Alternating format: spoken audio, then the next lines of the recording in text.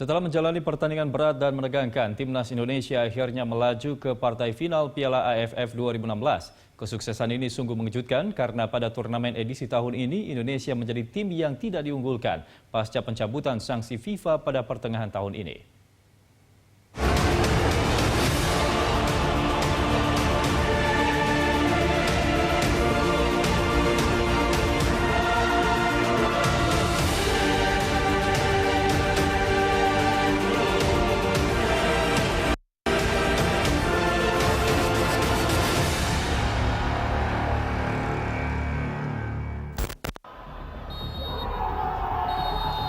Tim nasional Indonesia memastikan lolos ke final Piala AFF setelah bermain imbang 2-2 dalam laga kedua melawan Vietnam 7 Desember 2016.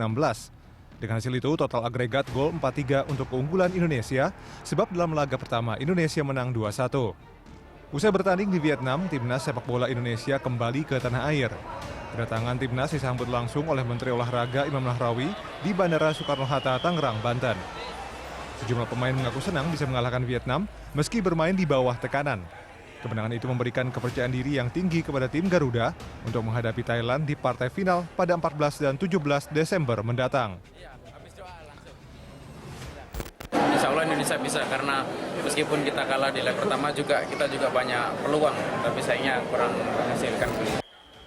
Sementara pelatih Timnas Alfred Riedel mengaku belum memikirkan rencana apapun untuk menghadapi Thailand. Namun Riedel yakin anak asuhnya telah memiliki modal semangat dan mental bertanding yang kuat. I have no plan at the moment, but just yesterday evening, match finish, go to bed, coming now, sitting in the aircraft the whole time.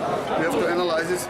Coach Wolfgang will provide us some pictures, video pictures, and then we take a look what we can do against them, because we have to see the match against Myanmar and maybe also the match day against Myanmar. But the first match is more important. Sebelumnya, pertandingan Indonesia melawan Vietnam di Maidin National Stadium, Hanoi pada 7 Desember malam berlangsung dramatis. Babak pertama, tim tuan rumah lebih mendominasi permainan. Tim Indonesia berhasil mencetak gol lebih dulu pada menit ke-56.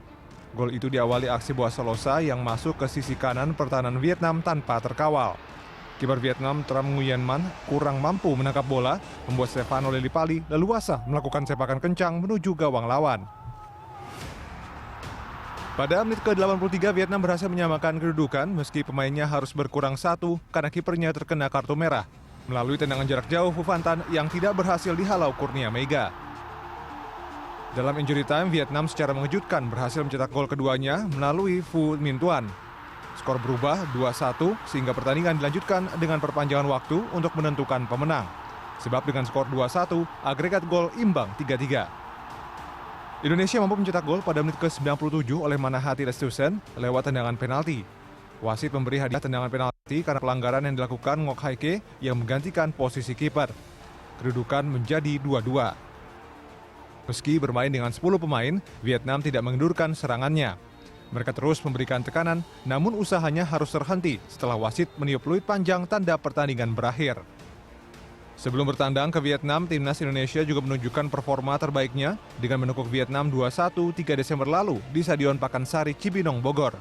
Pertandingan itu disaksikan langsung oleh Presiden Joko Widodo. Timnas Indonesia berhasil unggul sejak menit keempat berkat tandukan Hansa Muyama menyambut sepak pojok Rizky Pora.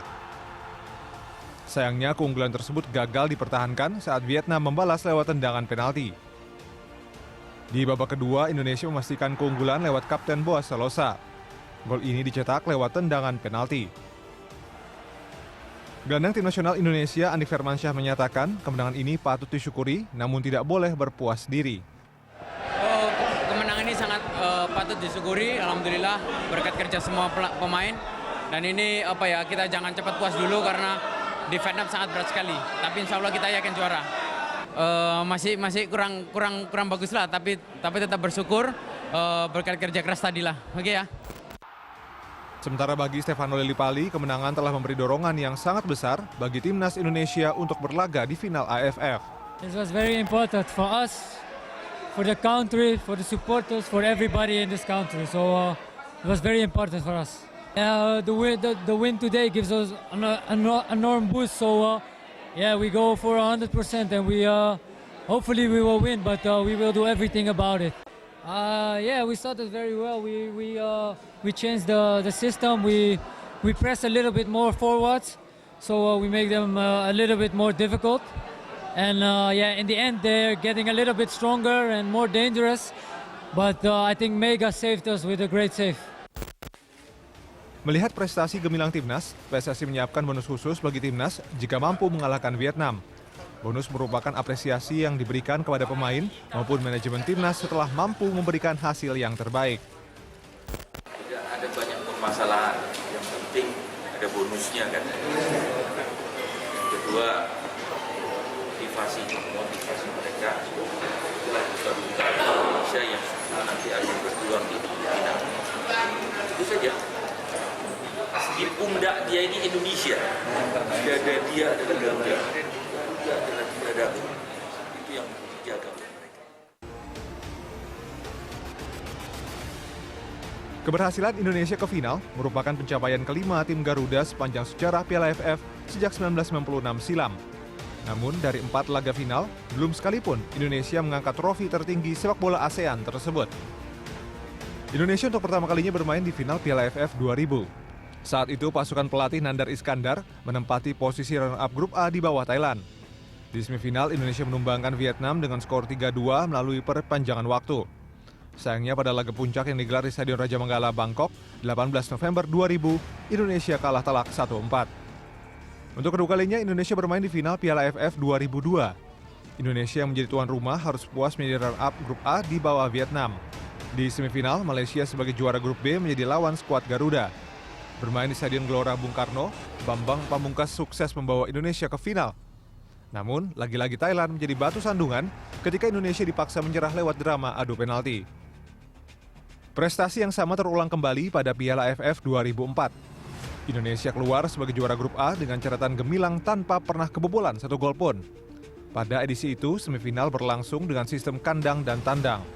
Indonesia kalah 1-2 melawan Malaysia di GBK, tetapi Kurniawan Dwi Yulianto dan kawan-kawan melibas Harimau Malaya di leg kedua dengan skor 4-1. Di final, Indonesia ditundukkan Singapura dengan agregat gol 2-5. Bermain di GBK, anak asuh pelatih Peter With kalah 1-3 dan kalah lagi skor 1-2 kala bertandang ke Singapura pada leg kedua. 6 tahun berselang, Indonesia kembali ke partai final.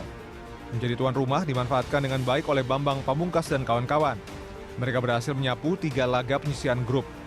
Indonesia menyingkirkan Filipina dengan agregat gol 2-0. Di final, Indonesia bersua Malaysia. Lawan yang mereka bantai 5-1 di laga perdana grup A. Dan ini dipermalukan untuk kedua kalinya Malaysia menang 3-0 di leg pertama di Stadion Bukit Jalil. Kendati menang 2-1 di GBK, Indonesia kembali gagal juara. Kini, Indonesia harus berjuang ekstra keras di laga final Piala AFF 2016 setelah menyingkirkan Vietnam di semifinal dengan keunggulan agregat 4-3. Mampukah Indonesia merebut titel untuk pertama kalinya pada Piala AFF 2016? Semua bangsa Indonesia mengharapkannya. Tim Liputan, Berita 1.